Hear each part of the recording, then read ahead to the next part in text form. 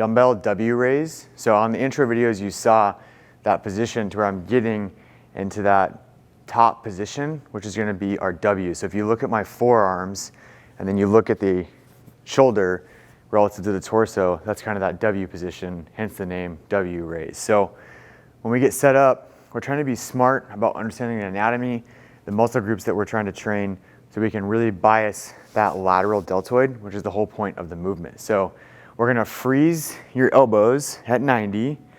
My feet are gonna be hip width apart.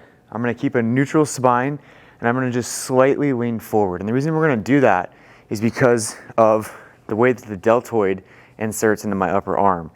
So we have three components. We have a front, we have a lateral, we have a rear. And that lateral is kind of like V tapered. So literally there's differentiations in the fibers that makes it the front, the lateral, and the rear. So if I'm frozen with my elbows at 90 and I slightly lean forward, as I rotate my palms, or my shoulders, excuse me, my palms go toward the floor.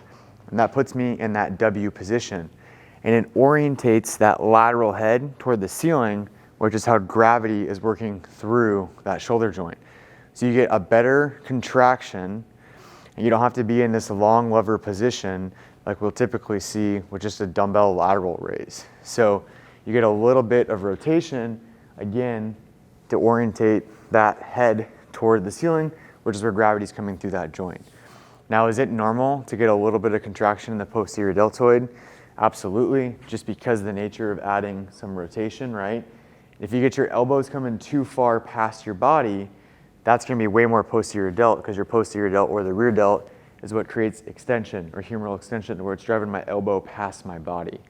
So the idea here is I'm, again, slightly bent over, elbows frozen at 90, palms are facing my belly, and as I rotate up, I'm getting into this W position at the top, maintaining that forward lean, that slightly forward lean, to have gravity working through the shoulder joint. As always, it's really important that you're mindful that you're not overarching through your low back as a compensation pattern to get that external rotation of the humerus.